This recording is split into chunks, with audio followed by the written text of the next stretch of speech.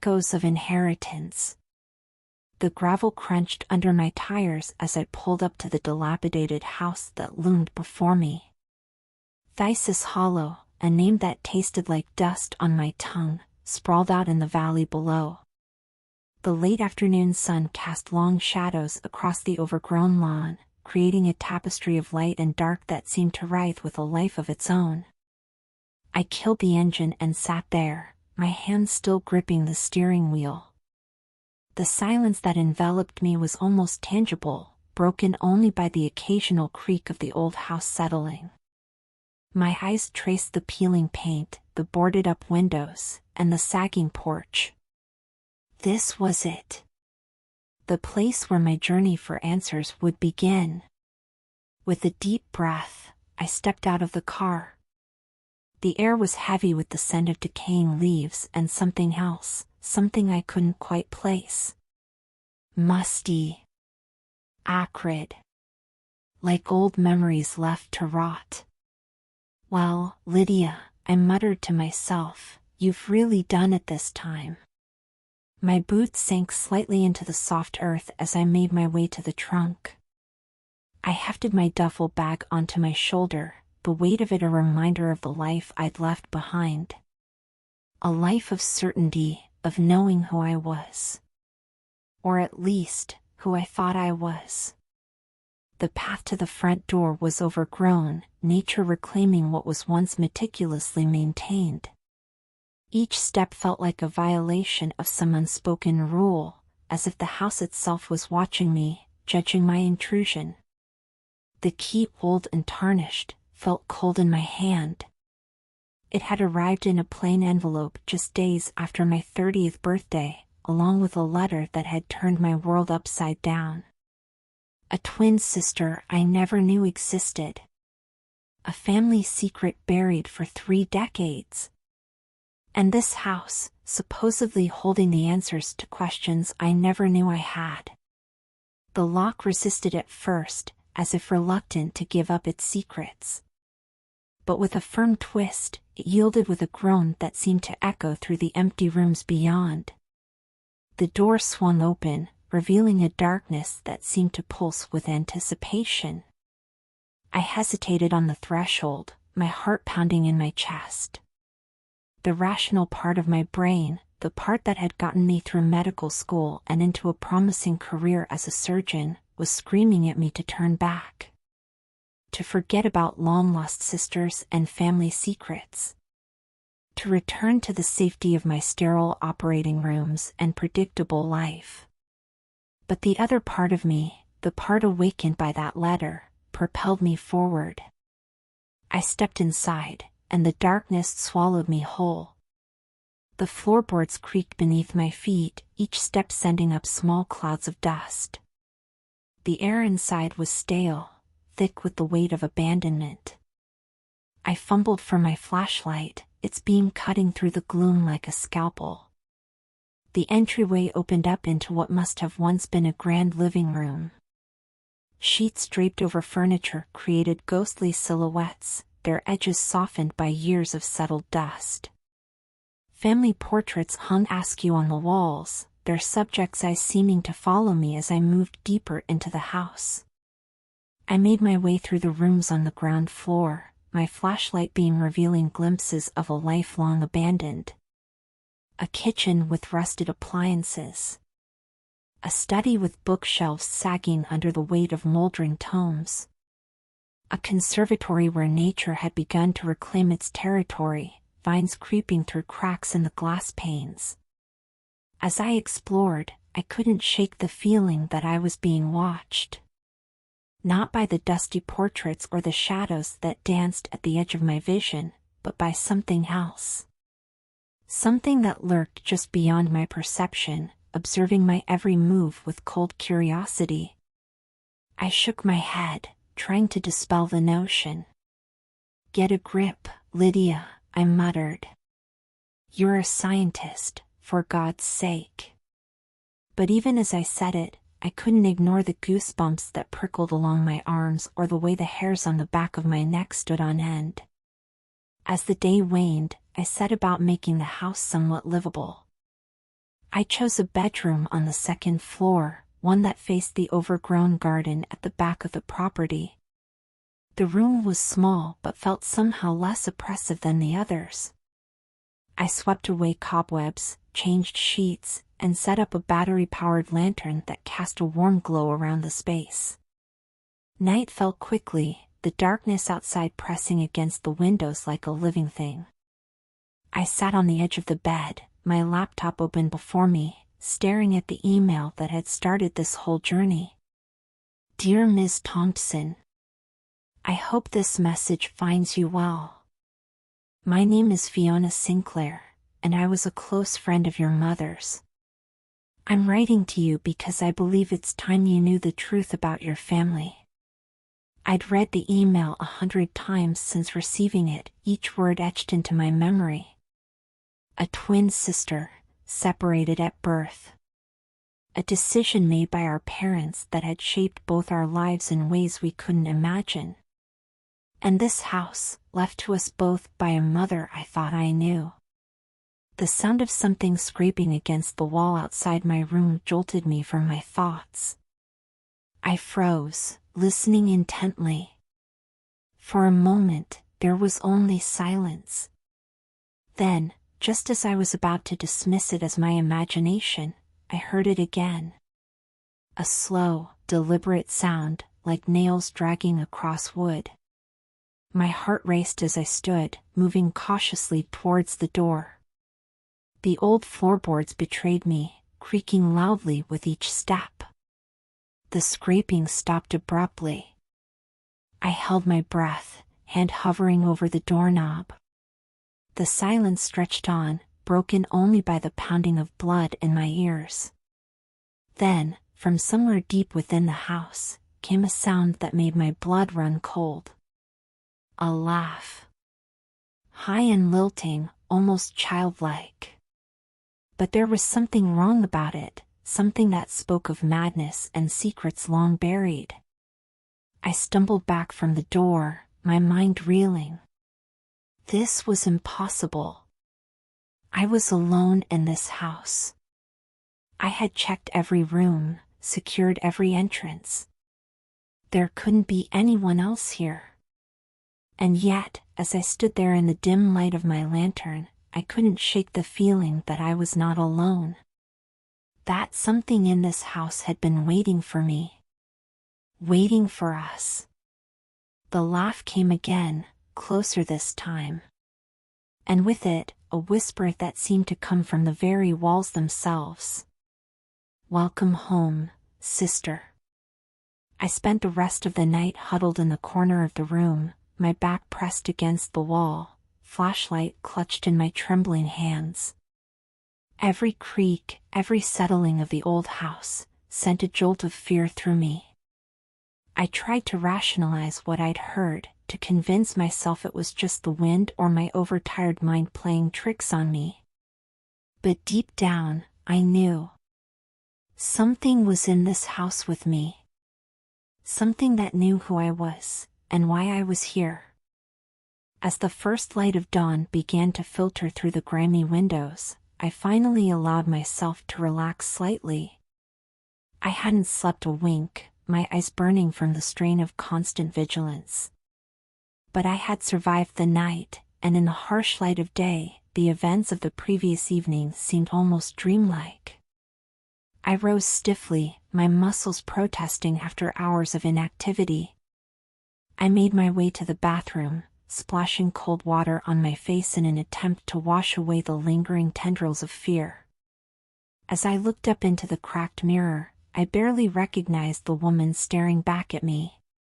Dark circles shadowed my eyes, and my usually neat brown hair was a tangled mess.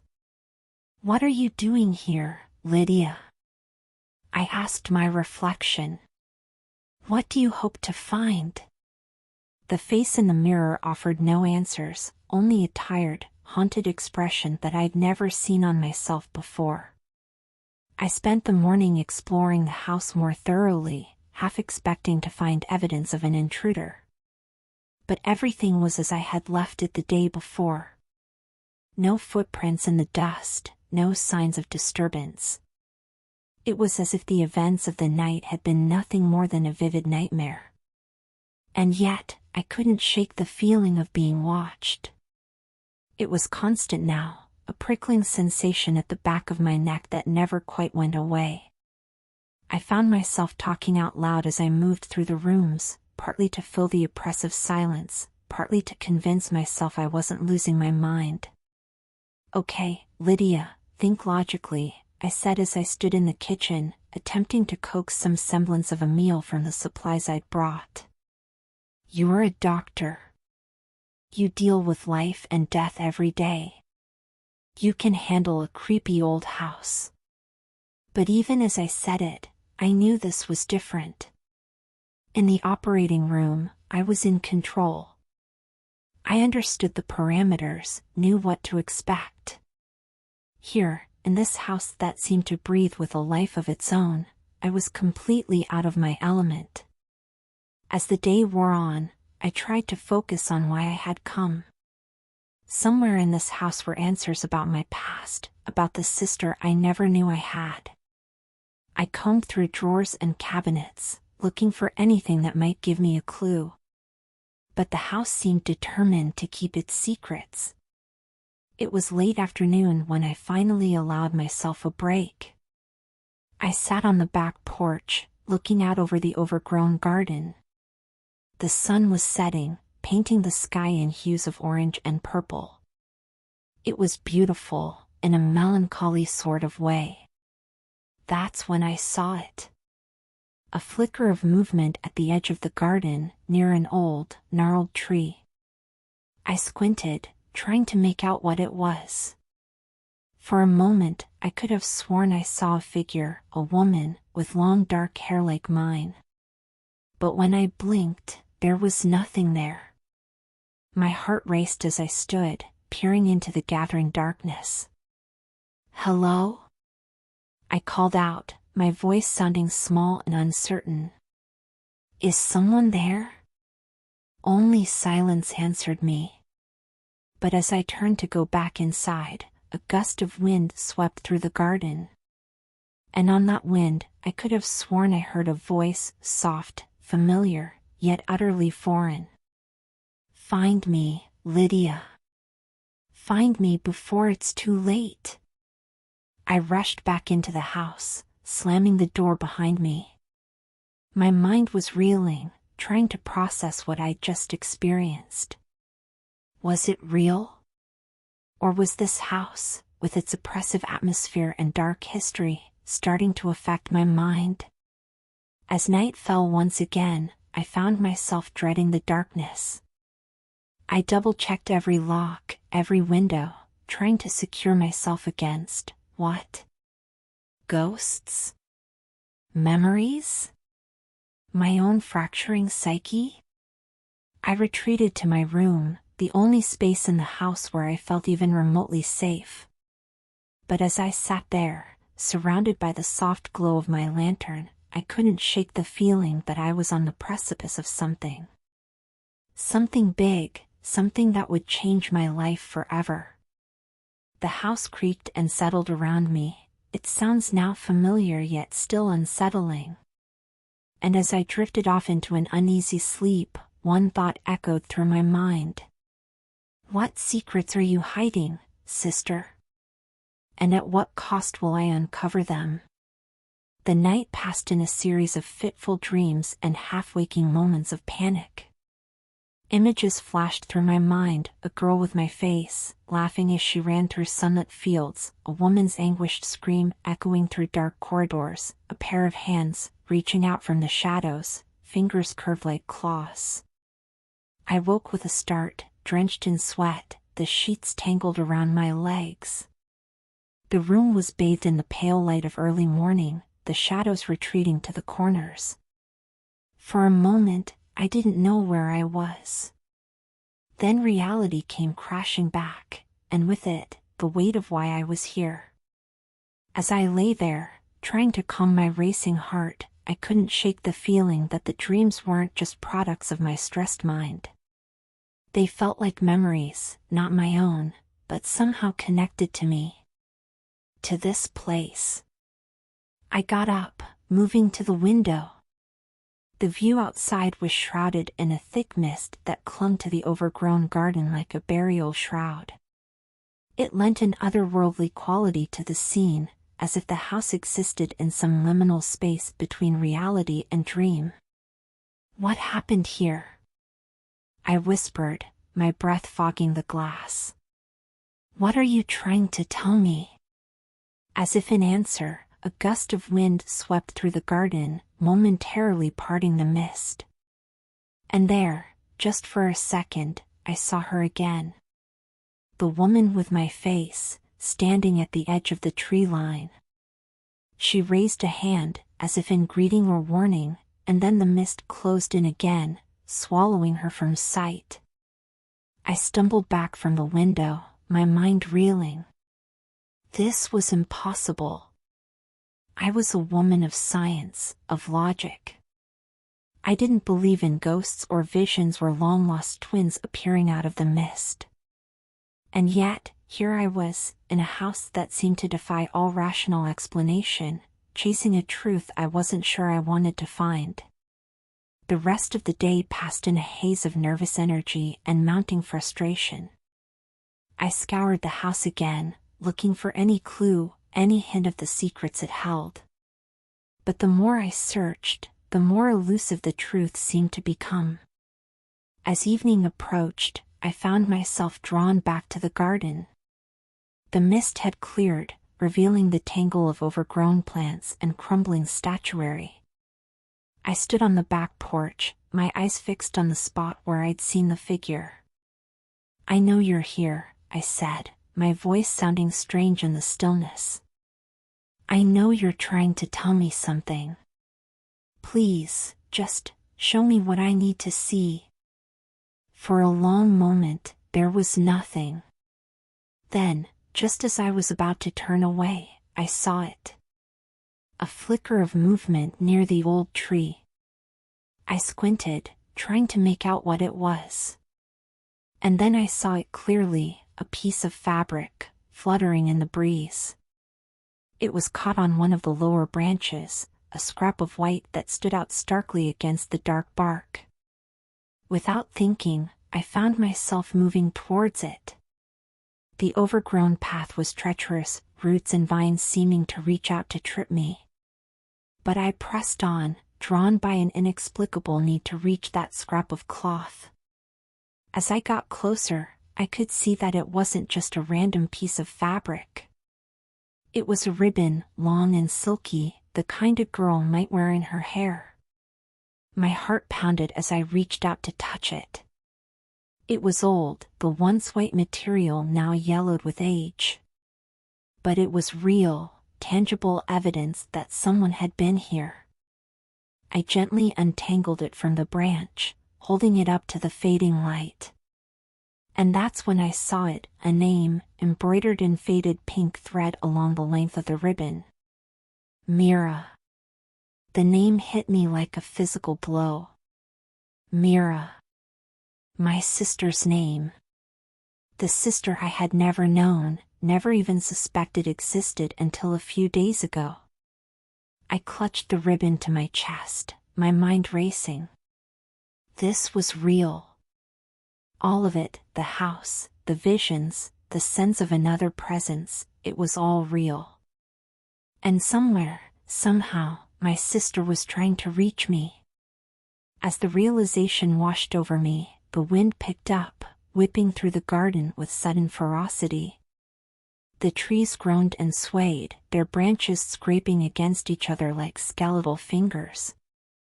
And from somewhere deep within the house came a sound that made my blood run cold, the high, lilting laugh I had heard on my first night. I turned and ran, stumbling back towards the house. The ribbon was clutched tightly in my fist, a lifeline to a truth I was only beginning to understand.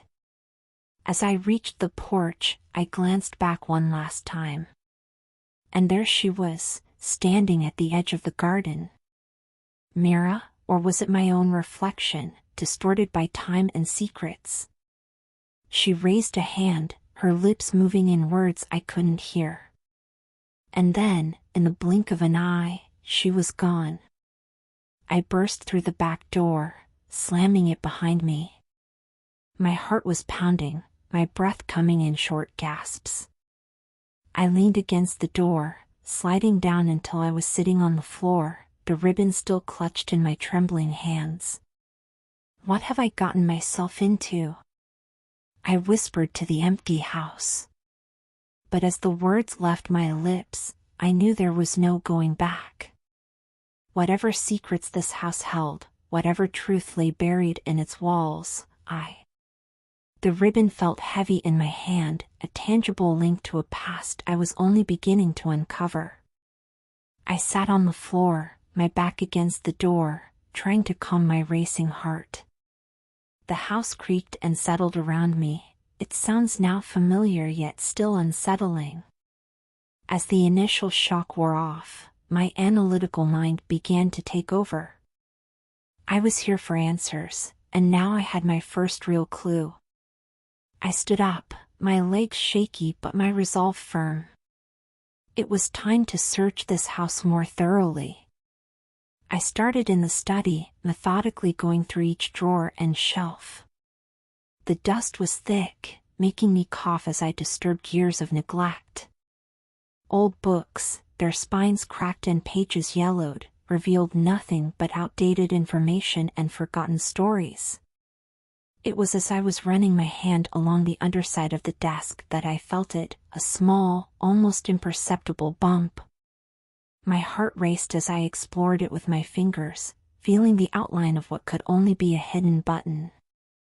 With a deep breath, I pressed it. A soft click echoed through the room, followed by the sound of wood scraping against wood. I watched in amazement as a section of the bookshelf swung outward, revealing a narrow passageway behind it. "Of course there's a secret room," I muttered, a mix of excitement and trepidation coursing through me. Because this wasn't cliché enough already. I grabbed my flashlight and stepped into the hidden space.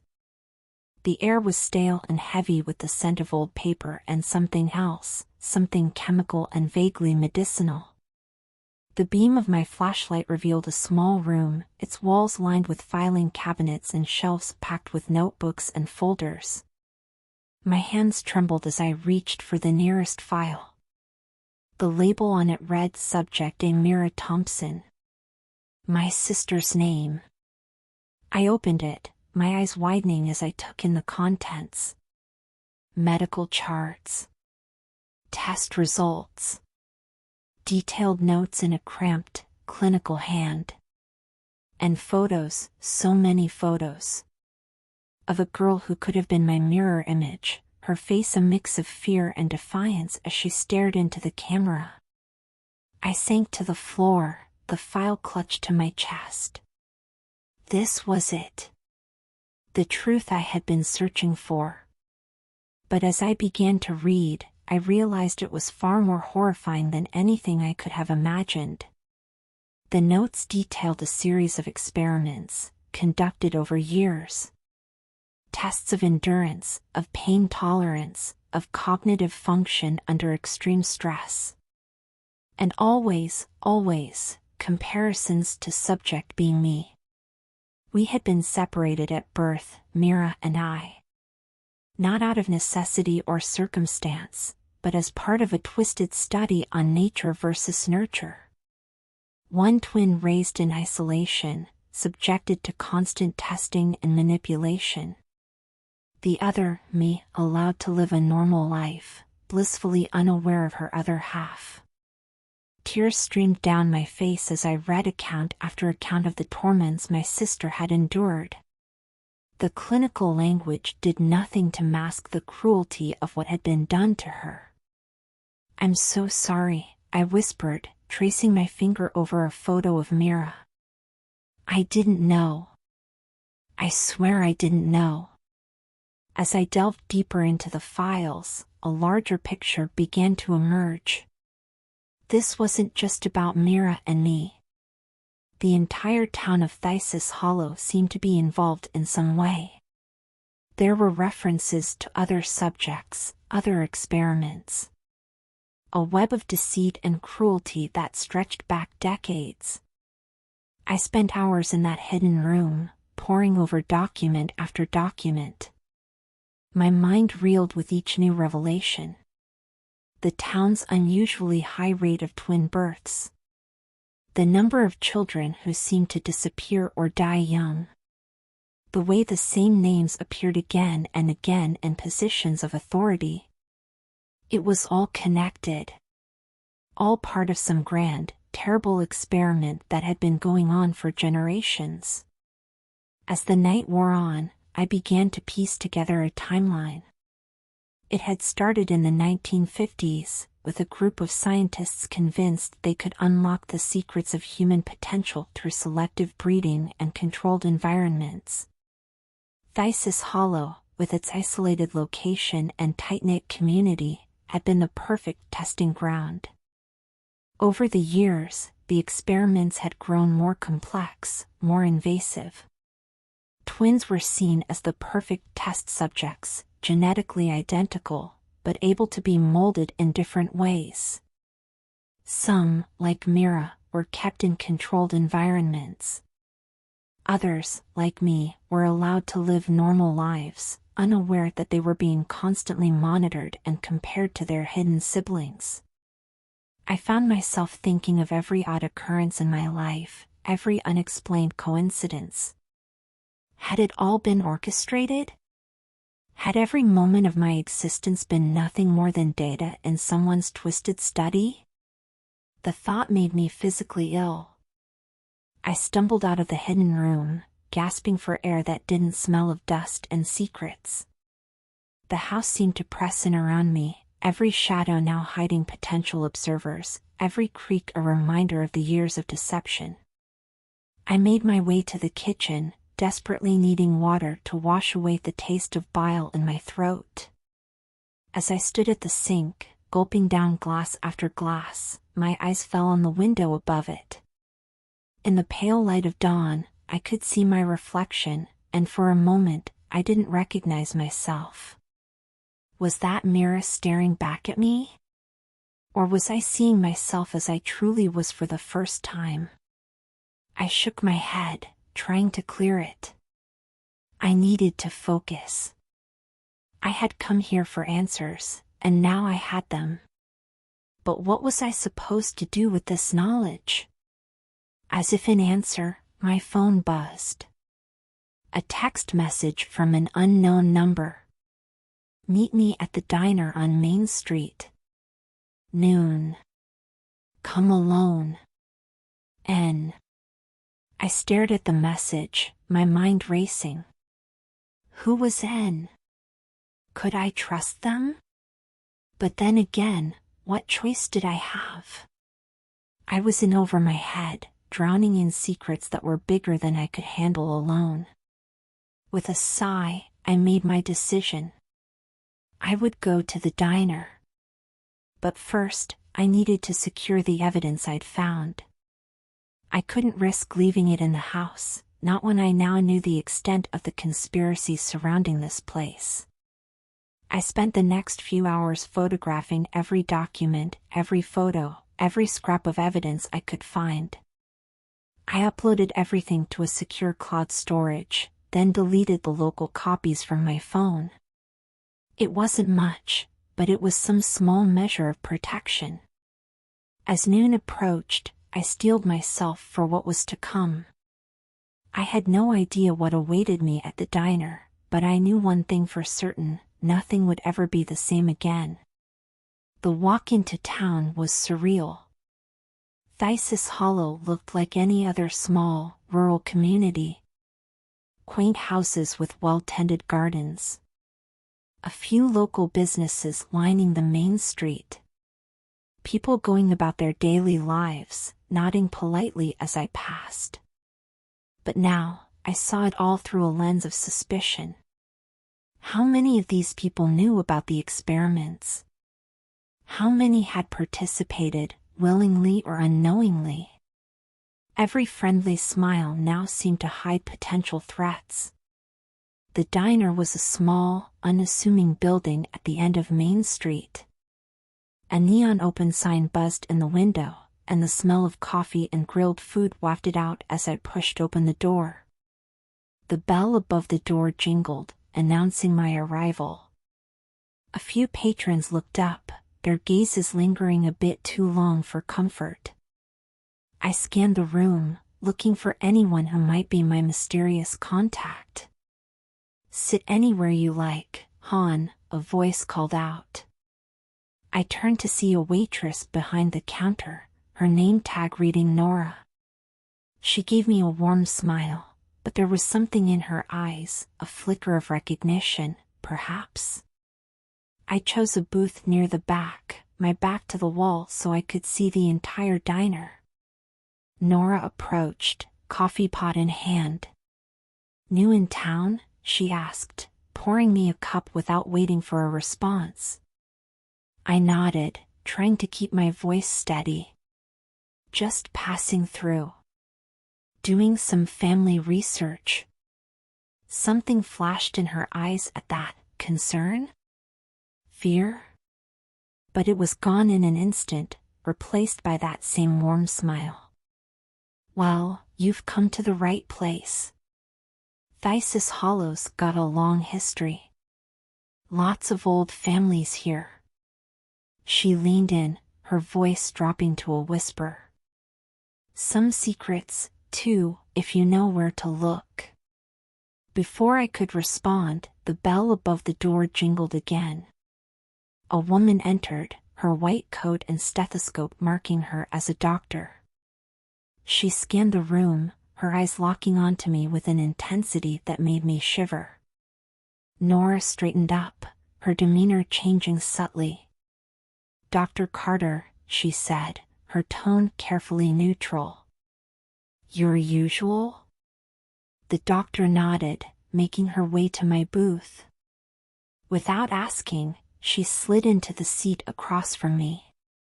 "You must be Lydia," she said, her voice low and urgent. "I'm Dr. Elise Carter. And we don't have much time." My heart raced as I looked at her, trying to gauge if she was friend or foe. Are you in?" I asked. She shook her head. "No, but I work with them." "Listen carefully. What you've discovered, it's just the tip of the iceberg. There are people in this town, powerful people, who will do anything to keep their secrets buried." I leaned in, my voice barely above a whisper. "My sister. Mira. Is she?" Dr. Carter's face softened, a look of genuine sorrow crossing her features. "She's alive. But her condition, it's complicated. The experiments, they..." She cut off abruptly as Nora approached with her coffee. We sat in tense silence until the waitress moved away. "I can't tell you everything here," Dr. Carter continued. "It's not safe. But I can help you find Mira. If you're willing to trust me." I studied her face, searching for any sign of deception. But all I saw was a mixture of fear and determination that mirrored my own feelings. "What do I need to do?" I asked. She slid a small, folded piece of paper across the table. "Meet me at this address tonight. Midnight. Come alone, and make sure you're not followed." With that, she stood and walked out of the diner, leaving her untouched coffee behind. I unfolded the paper, memorizing the address before destroying it. As I sat there, my mind reeling from this new development, Nora returned to the table. "Everything all right, Han?" she asked, her tone casual but her eyes sharp. I forced a smile. "Just fine. Thank you." She nodded, then leaned in close, her voice barely audible. "Be careful who you trust in this town. Not everything is as it seems. Before I could respond, she was gone, moving on to other customers as if nothing had happened. I left the diner shortly after, my head spinning with questions. As I walked back to the house, I couldn't shake the feeling that I was being watched. Every passing car, every person on the street, seemed to be paying just a little too much attention to me. Back at the house, I paced restlessly, waiting for night to fall. The secrets I had uncovered in the hidden room now seemed to pulse from the walls, a constant reminder of the web of lies and experiments that had shaped my entire existence. As midnight approached, I steeled myself for what was to come. I had no idea if I could trust Dr. Carter, or anyone else in this town. But I knew one thing for certain, I would find Mira, no matter the cost. With a deep breath, I stepped out into the night, ready to face whatever dark truths awaited me. The sky darkened ominously as I made my way back to the house, my mind reeling from the encounter at the diner. Dr. Carter's words echoed in my head, mingling with the secrets I'd uncovered in the hidden room. As I reached the porch, a low rumble of thunder rolled across the horizon, sending a shiver down my spine.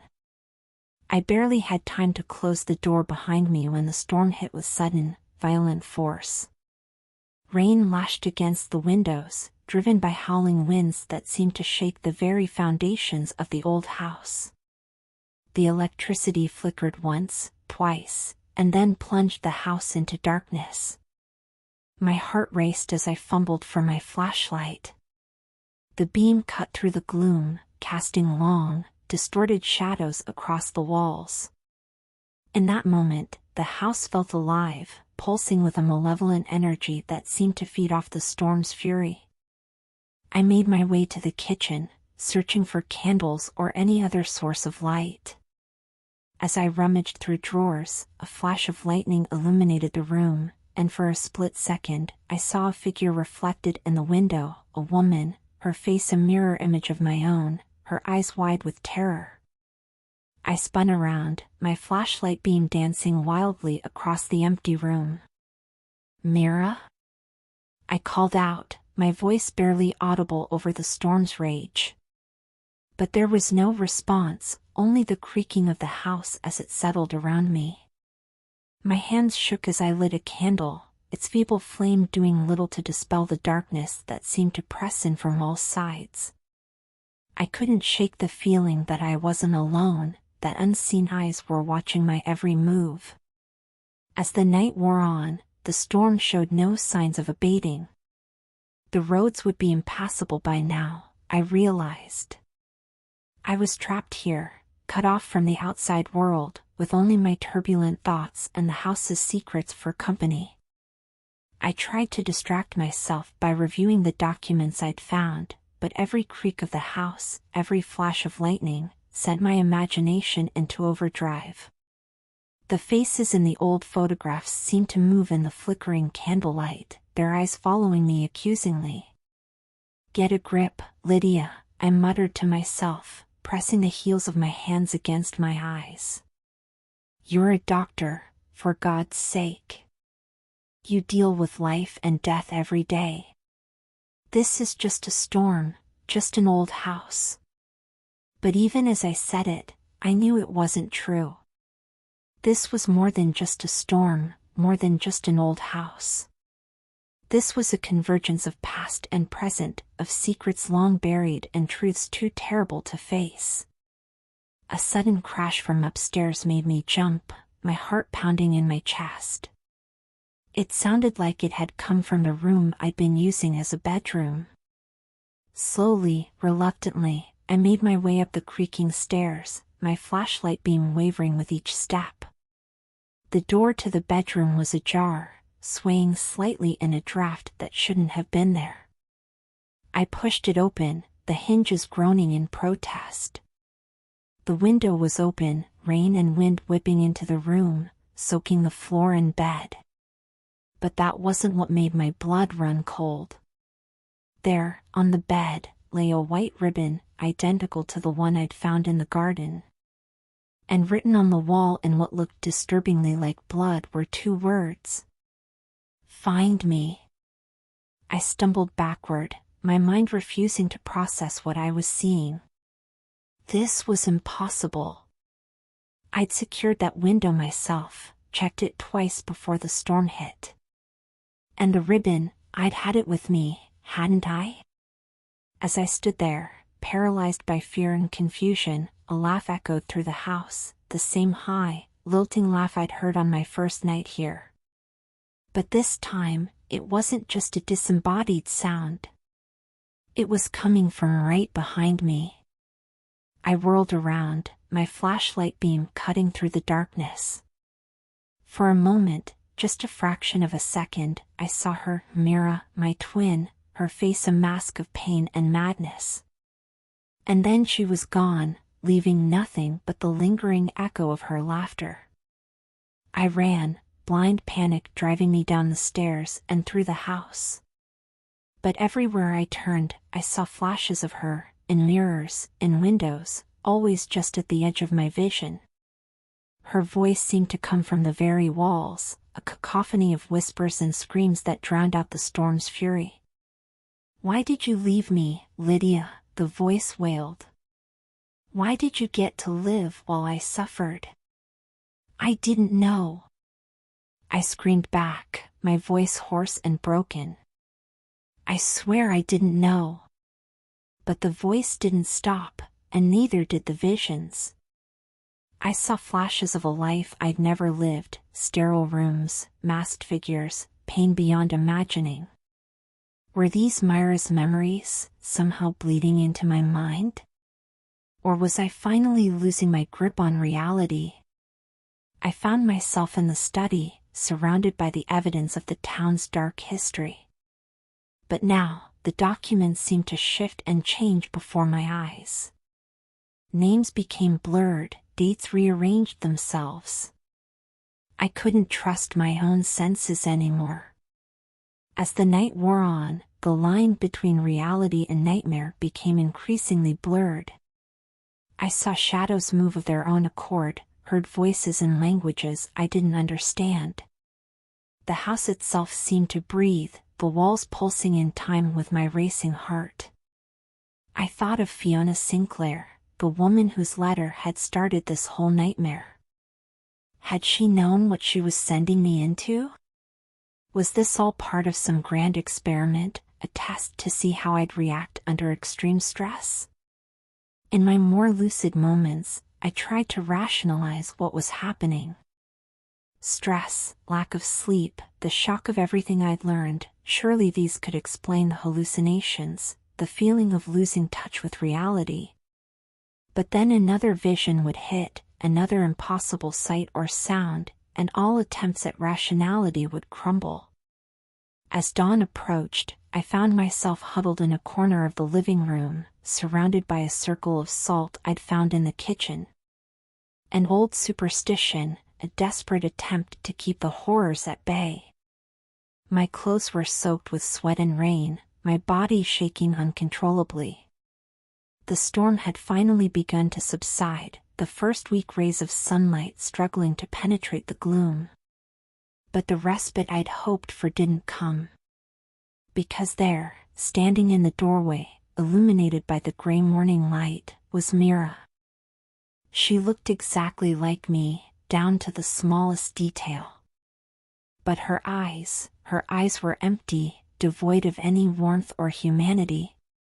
She took a step forward, and I pressed myself further into the corner, a whimper escaping my lips. "Why did you come here, Lydia?" she asked, her voice a perfect mimicry of my own. "Did you really think you could save me? Did you think you could make up for a lifetime of freedom with a few days of playing detective?" I shook my head, unable to form words. This couldn't be real. It had to be another hallucination, another trick of my stressed and exhausted mind. But as Mira, or the thing that looked like Mira, came closer, I could smell her. A clinical scent, like disinfectant and rubber gloves. The smell of a laboratory, of experiments and pain. "You can't escape this, Lydia," she said, crouching down just outside my circle of salt. "You're part of it now. You always have been." The experiment never ended. It just evolved. With that, she reached out, her hand passing through the salt barrier as if it wasn't there. Her fingers, ice cold and somehow not quite solid, brushed against my cheek.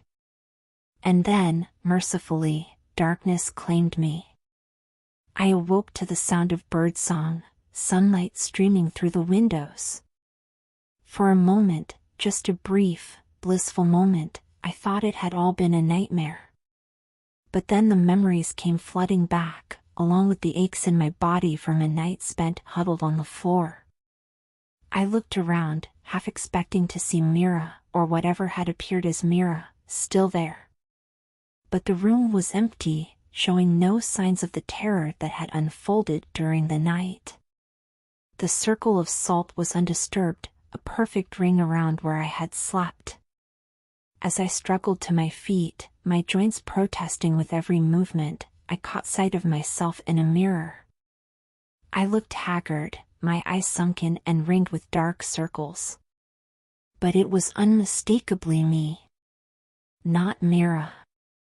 Not some nightmarish doppelganger. I made my way to the kitchen on shaky legs, desperate for water and any sense of normalcy. But as I reached for a glass, I froze. There, on the back of my hand, was a small mark I'd never seen before. A series of numbers and letters, like a patient ID in a hospital. My mind reeled. Had that been there before? I racked my brain, trying to remember if I'd ever noticed it. But the more I thought about it, the more uncertain I became. My memories felt fragmented, unreliable. I spent the rest of the day in a daze, trying to piece together what was real and what wasn't. The documents I'd found in the hidden room were still there, but now I questioned their authenticity. Had I really seen what I thought I'd seen? Or had my mind been playing tricks on me all along? As evening approached, I found myself drawn back to the study. The hidden room beckoned, promising answers, or perhaps more questions. With trembling hands, I pressed the secret button, watching as the bookshelf swung open once more. But what I saw inside made my blood run cold. The room was empty. No files, no photos, no evidence of the experiments or the town's dark history. Just bare shelves and empty filing cabinets. I stumbled backward, my mind refusing to accept what I was seeing. Had I imagined it all? Was I truly losing my grip on reality? As I stood there, paralyzed by doubt and fear, a new thought began to take shape. What if all of this, was the experiment? What if I wasn't here to uncover the truth, but to be part of some new, twisted study? The words Mira, or the apparition of Mira, had spoken echoed in my mind. The experiment never ended. It just evolved. I sank to the floor, my head in my hands. I had come here seeking answers about my past, about the sister I never knew I had. But now, I wasn't sure of anything anymore. Not the house, not the town, not even my own memories or perceptions. As night fell once again, I found myself facing a terrifying question. In a world where reality itself seemed fluid, where memories and experiences couldn't be trusted, how could I ever hope to find the truth? The darkness pressed in around me, filled with whispers and half-seen movements. And somewhere, in the depths of the house or perhaps in the recesses of my own mind, I could hear that high, lilting laugh, a sound that now seemed as familiar as my own heartbeat. I was trapped, not just by the physical confines of the house and the town, but by the very nature of the experiment I had unwittingly become a part of. And as I sat there, surrounded by shadows both real and imagined, I realized that my search for answers had only led me deeper into a labyrinth of questions. The night stretched on, each hour blending into the next in a haze of paranoia and confusion. Sleep eluded me, my mind too wired with fear and uncertainty to find any rest. Instead, I paced the house, jumping at every creak and shadow, my flashlight beam cutting frantic arcs through the darkness. As dawn approached, I found myself back in the kitchen, staring at my reflection in the window. The pale, haggard face that looked back at me seemed both familiar and foreign. Was this really me? Or was I looking at Mira, the sister I'd never known? I raised my hand to touch the glass, and that's when I saw it again, the mark on my hand. But now, in the gray light of early morning, it looked different. The numbers and letters seemed to shift and change as I watched, rearranging themselves into new patterns. A hysterical laugh bubbled up from my throat. Of course the mark was changing. Why wouldn't it? In this house, in this town, nothing stayed the same. Reality was fluid, memories unreliable. I stumbled to the sink, turning on the tap and splashing cold water on my face. The shock of it helped clear my head, if only for a moment. I needed to get out of here, to find someone, anyone, who could help me make sense of what was happening. But as I turned to leave the kitchen, I froze. There, pinned to the door, was a note I was certain hadn't been there before. With trembling hands, I took it down, recognizing the handwriting immediately. It was my own. Don't trust your eyes. Don't trust your memories. Trust only this: you are not who you think you are. The note slipped from my fingers, floating to the floor like a fallen leaf.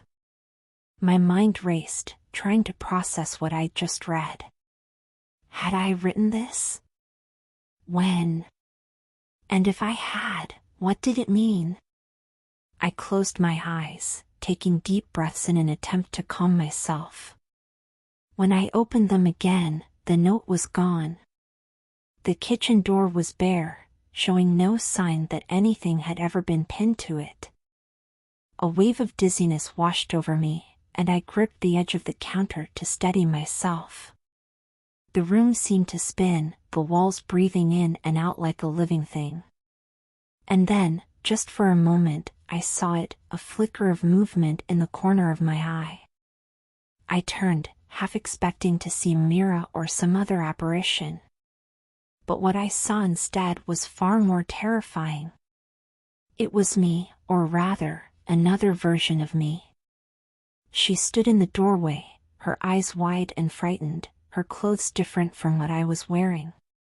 Our eyes met, and in that instant, I felt a jolt of recognition. Not the recognition of seeing one's reflection, but something deeper, more primal. As if I was looking at a part of myself I'd long forgotten. And then, as quickly as she had appeared, she was gone. The doorway was empty, the house silent save for the pounding of my heart. I sank to the floor, my back against the kitchen cabinets. What was happening to me? Was I experiencing some kind of psychotic break? Or was this all part of the experiment, a carefully orchestrated series of events designed to break down my sense of reality? As the sun rose higher in the sky, casting long shadows across the kitchen floor, I found myself no closer to answers. Instead, I was drowning in questions, each more terrifying than the last. Who was I really? Was I Lydia, the successful surgeon who had come here seeking answers about a long-lost sister? Or was I Mira, the subject of cruel experiments, somehow freed or escaped? Or was I someone else entirely, my true identity buried beneath layers of false memories and manipulated perceptions? The house creaked and settled around me. Its sounds now a constant reminder of the unreliability of my senses. Every shadow held the potential for another vision, another glimpse into a reality I couldn't trust. As I sat there, lost in a maze of my own fractured psyche, one thought kept repeating itself, a mantra of uncertainty. In a world where nothing can be trusted, where reality itself is suspect, how can I ever hope to find the truth? And even if I do, will I recognize it when I see it? The day wore on, a blur of paranoia and confusion. I found myself retracing my steps through the house, searching for any concrete evidence of what I'd experienced. But everywhere I looked, I found only contradictions and impossibilities.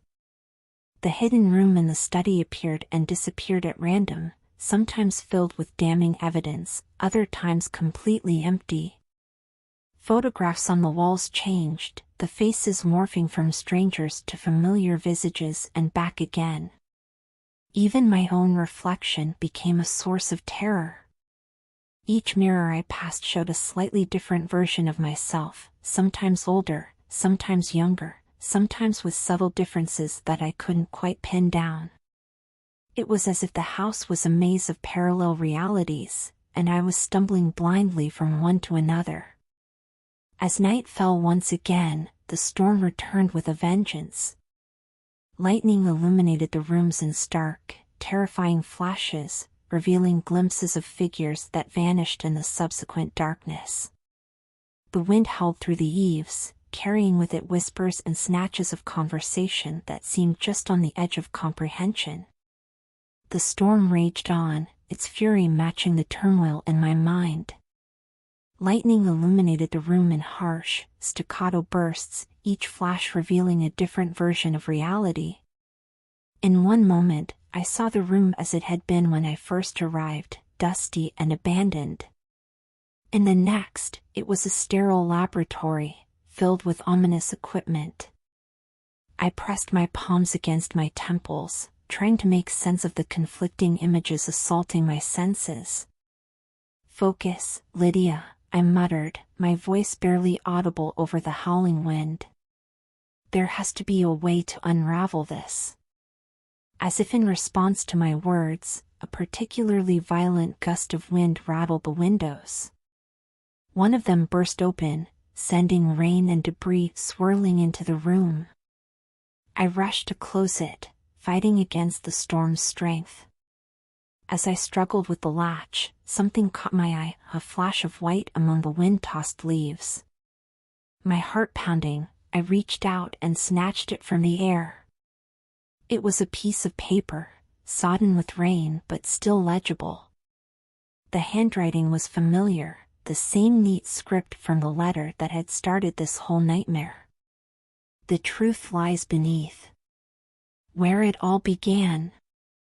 F.S. Fiona Sinclair. The woman who claimed to be my mother's friend. The one who had set me on this path." My hands trembled as I read the note again, my mind racing. Where it all began, where had this all started? The answer hit me like a physical blow. The basement. I hadn't explored it yet, too focused on the upper floors and the hidden room in the study. But if there was a place where secrets could be buried, where the truth of this house and its connection to my past might be hidden, it would be there. I made my way to the basement door, my flashlight beam dancing erratically across the walls.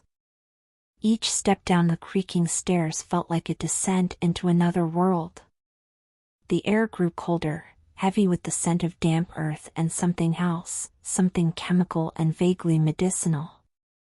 The basement was a maze of shadowy corners and rusted equipment. But as I moved deeper into the space, I began to notice inconsistencies. Modern security cameras, their red lights blinking steadily, were mounted in corners.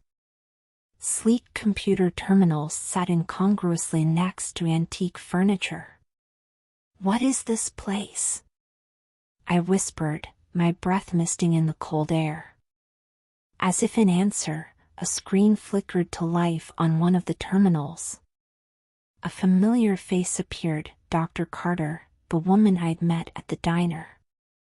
But her expression was different now, cold and clinical.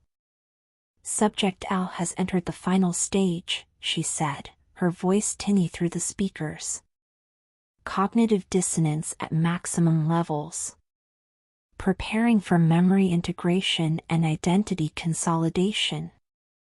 I stumbled backward, my mind reeling. Subject L, was that me? What did she mean by memory integration? Before I could process what I'd heard, another screen came to life. This time, it was Nora, the waitress from the diner. But gone was her friendly demeanor, replaced by a look of intense concentration. "Environmental stimuli have been successfully manipulated," she reported. "Subject is exhibiting classic signs of reality distortion and identity confusion. Recommend proceeding to final phase." My legs gave out, and I sank to the floor, my back pressed against a cold concrete wall. This couldn't be happening. It had to be another hallucination, another trick of my stressed and exhausted mind. But as I sat there, more screens flickered to life around me. Each one showed a different person, some I recognized from the town, others complete strangers.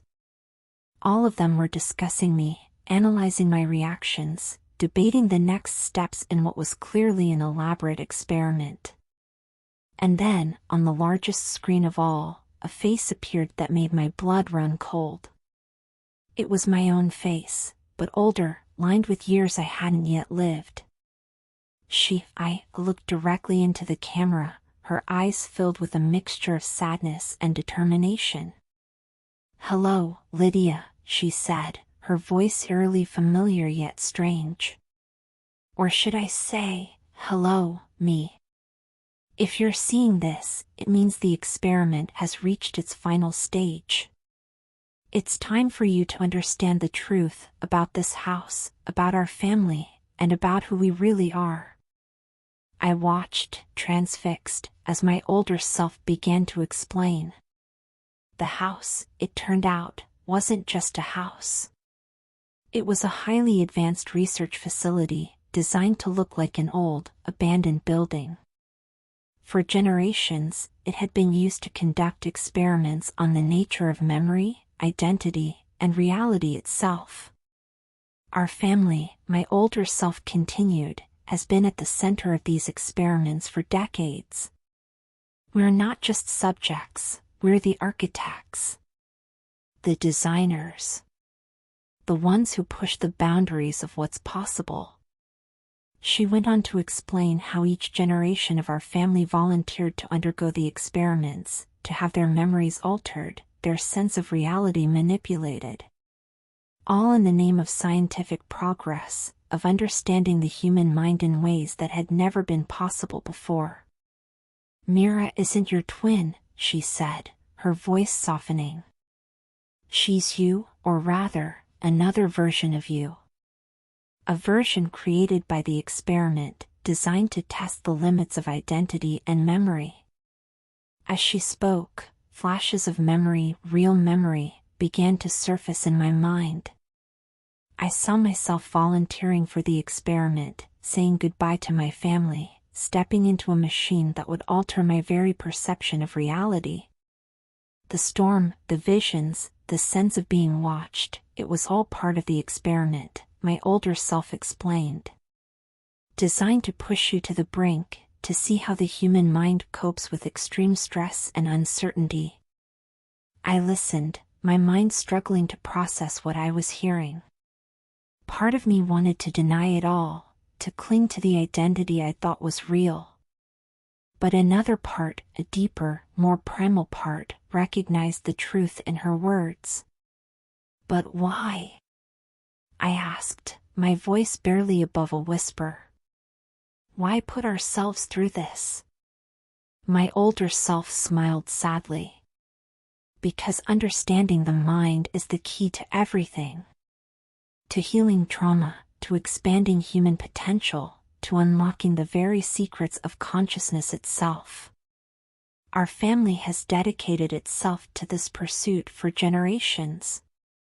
As she spoke, more memories began to surface.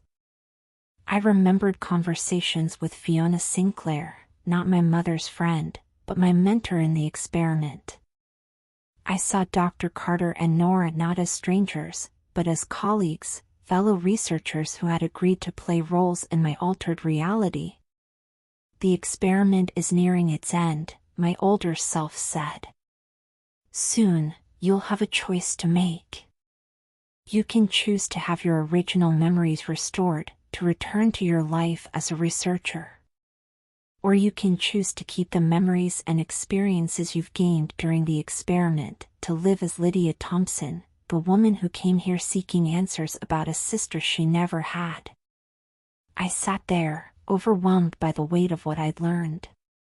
The room around me seemed to shift and change, sometimes appearing as the old basement, sometimes as a high-tech laboratory. Reality itself felt fluid, malleable. Whatever you choose, my older self continued, know that it has all been in service of a greater purpose. We've pushed the boundaries of what's possible, explored the very nature of identity and memory. And in doing so, we've opened up new frontiers of human understanding. The screen flickered and went dark, leaving me alone in the basement or lab, or whatever it truly was. I could hear footsteps above me, people moving around. The storm outside had quieted, as if it too had served its purpose and was no longer needed. I stood on shaky legs, my mind reeling with the implications of what I'd learned. Who was I really? The dedicated researcher who had volunteered for this experiment? Or Lydia Thompson, the woman I'd believed myself to be for the past few days? As I climbed the stairs, each step felt like a choice. Would I embrace the truth of my identity as a researcher, with all the knowledge and responsibility that came with it? Or would I choose the life of Lydia, with its fabricated past but very real emotions and experiences? I reached the top of the stairs and paused, my hand on the doorknob. Beyond this door lay my future, whichever one I chose. I took a deep breath, steeling myself for what was to come. As I opened the door, I was greeted by familiar faces, Dr. Carter, Nora, and others I now recognized as fellow researchers. They looked at me with a mixture of concern and anticipation, clearly aware of the choice that lay before me. "Welcome back," Dr. Carter said softly. "Are you ready to make your decision?" I looked at each of them in turn, then gazed around the room, a room that now appeared as the advanced research facility it truly was.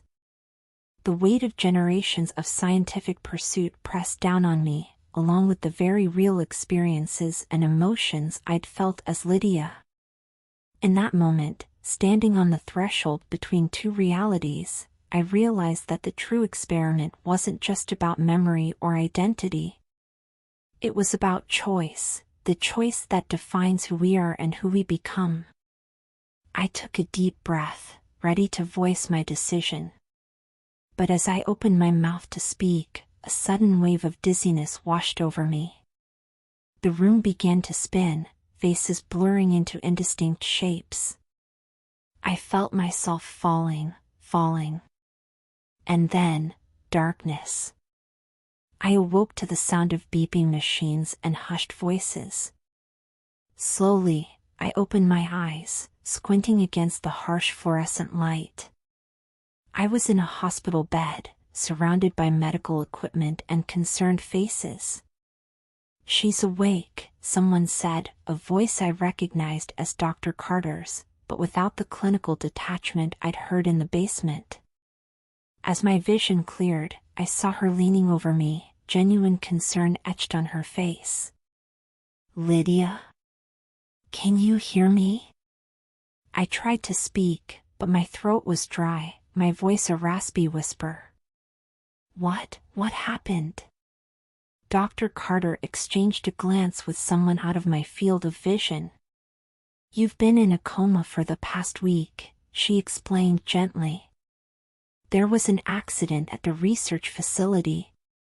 Do you remember anything?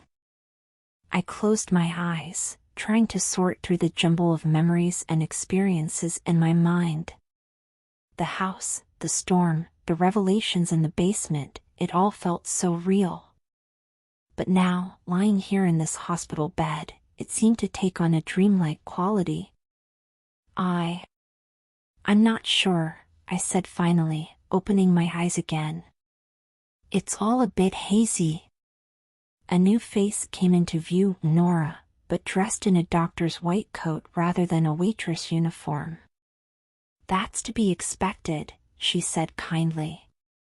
The mind can create elaborate scenarios during periods of unconsciousness.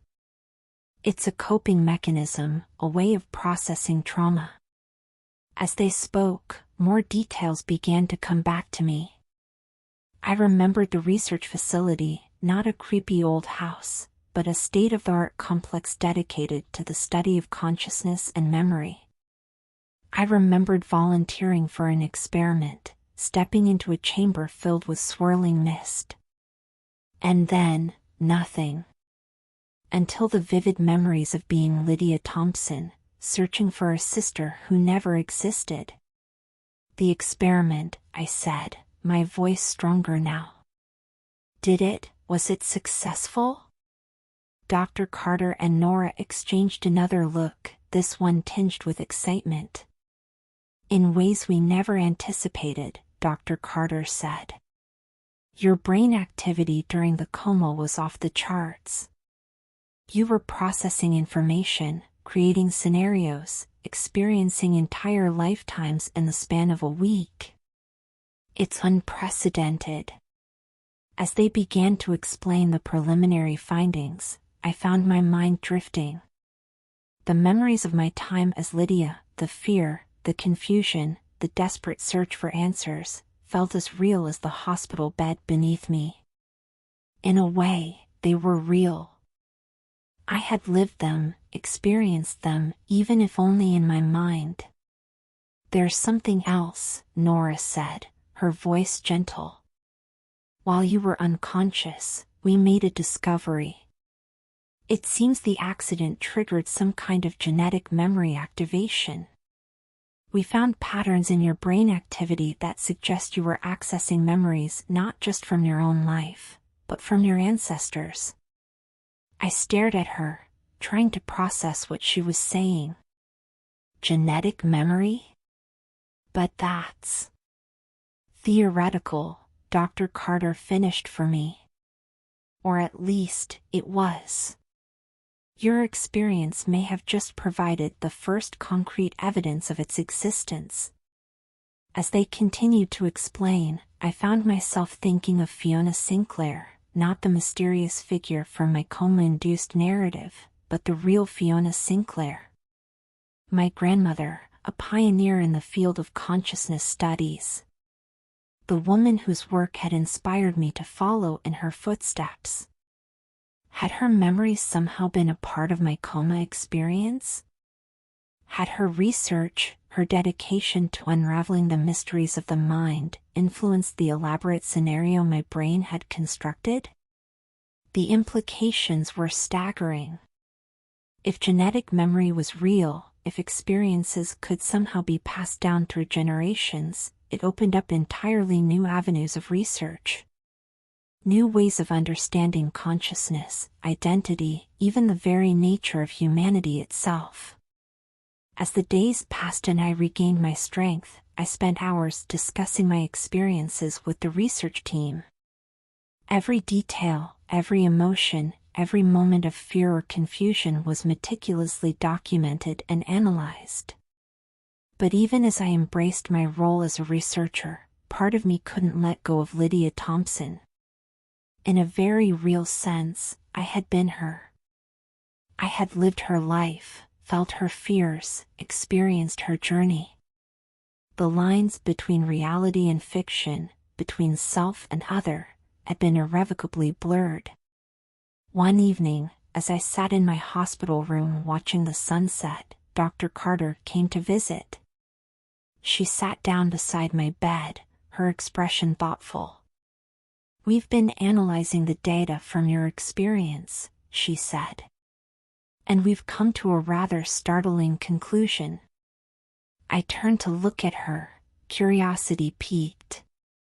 "What is it?" She took a deep breath.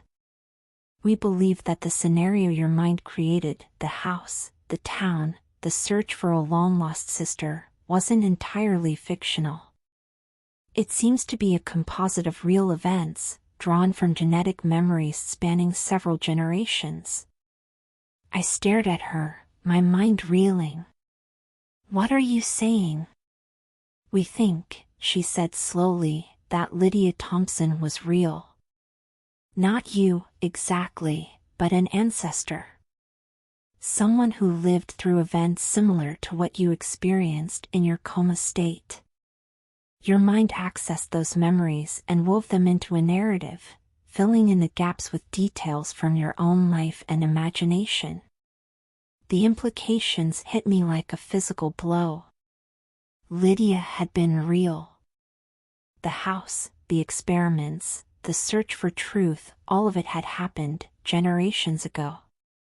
And somehow, those experiences had been passed down, encoded in my very DNA.